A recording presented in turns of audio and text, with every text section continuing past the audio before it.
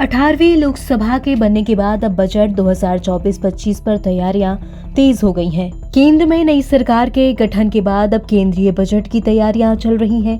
केंद्रीय वित्त मंत्री निर्मला सीतारमण ने शनिवार को बजट 2024 पर सुझाव लेने के लिए तमाम राज्यों और विधानमंडल वाले केंद्र शासित प्रदेशों के वित्त मंत्रियों के साथ बजट पूर्व की बैठक की।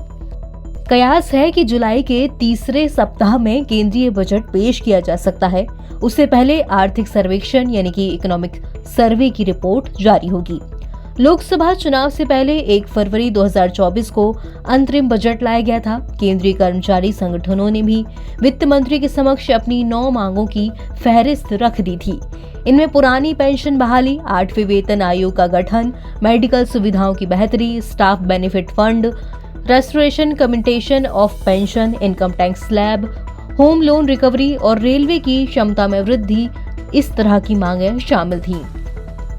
जेसीएम स्टाफ साइट के सचिव और एआईआरएफ के महासचिव शिव गोपाल मिश्रा ने 21 जून को केंद्रीय मंत्री निर्मला सीतारमण को पत्र लिखा है। उन्होंने अपने पत्र में कहा कि केंद्रीय कर्मचारियों को आने वाले बजट से बहुत उम्मीदें हैं। कर्मचारियों की मांगों में सबसे ऊपर पुरानी पेंशन बहाली है। मिश्रा ने कहा, ओपीएस केवल एक पेंशन नहीं, अपितु ये सामाजिक सुरक्षा का जरिया है।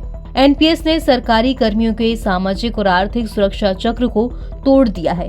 3 दशक की नौकरी के बाद जब कोई कर्मचारी एनपीएस में रिटायर होता है तो उसे महज 4-5 हजार रुपए बतौर पेंशन मिलते हैं। दूसरी मांग 8वें वेतन आयोग का गठन है। 7वां वेतन आयोग 1 जनवरी 2016 में लागू हुआ था। इससे पहले हर 10 साल में वेतन आयोग गठित होते रहे हैं।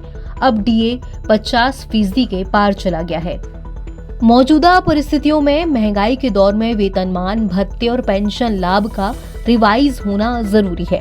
रेलवे में स्टाफ बेनिफिट फंड 800 रुपए पर कैपिटल कंट्रीब्यूशन फंड 2024 से स्वीकृत है। पिछले 10 साल में इस फंड में कोई बढ़ोतरी नहीं हुई।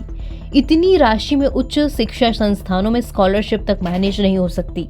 प्राकृतिक आपदाओं के चलते स्टाफ को वित्तीय परेशानियां झेलनी पड़ती हैं। वो तनाव में रहने लगते हैं। खेल गतिविधियां, महिला सशक्तिकरण और आयुर्वेदिक और होम्योपैथिक डिस्पेंसरी आदि कार्य भी प्रभावित होते हैं।